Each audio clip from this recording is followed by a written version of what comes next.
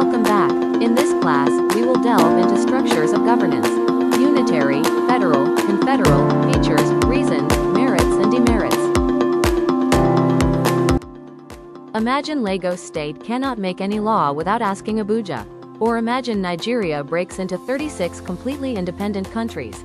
Which system would that be? Today, we're breaking down the three major structures of governance: unitary, federal, confederal, and after this video, you'll never confuse them again.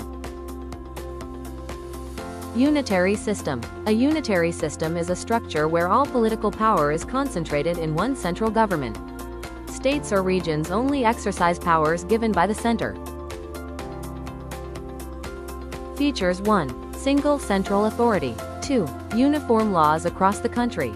3. Constitution may be flexible. 4. Local governments depend on the center. Examples: United Kingdom and France.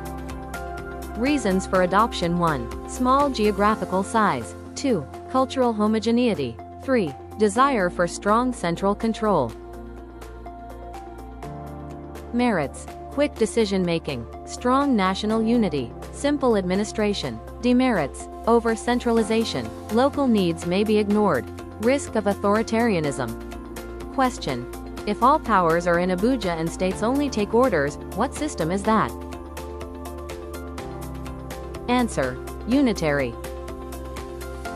Federal system. A federal system is a structure where powers are constitutionally divided between central and state governments.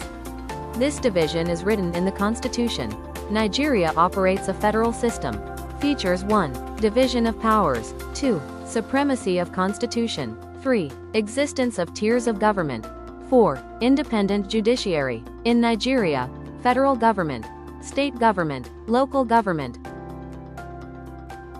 Reasons for adoption: 1. Large population. 2. Cultural diversity. 3. Need to accommodate minorities. Nigeria adopted federalism because of ethnic diversity.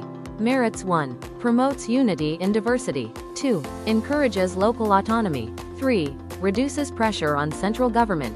Demerits: 1. Expensive to run. 2. Conflicts over revenue allocation. 3. Duplication of functions.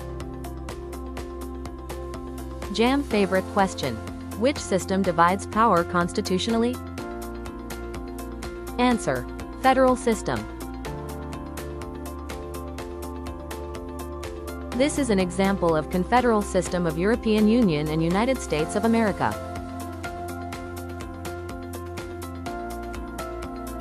A confederal system is a loose union of independent states that delegate limited powers to a central body. The central authority is weak. Example: early United States, Articles of Confederation, European Union, partially confederal in nature. Features: 1. Member states remain sovereign. 2. Weak central authority. 3. Right to withdraw.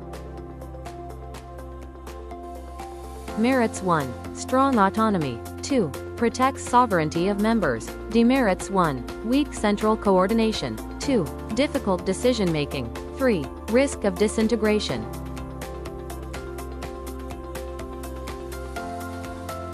Quick comparison. Unitary has all power at the center. Federal has power divided constitutionally. Confederal has independent states with weak center. Think of it like this: unitary has one strong head. Federal has shared brain. Confederal has separate brains working together. Exam practice. 1. Nigeria operates which structure? 2. Which system has weak central authority? 3. Why did Nigeria adopt federalism? Correct answers: 1. Federal. 2. Confederal. 3. To manage diversity. In the next class, we'll examine systems of government: presidential, parliamentary and monarchical systems. This is where Nigeria is compared with the UK and USA. Get ready.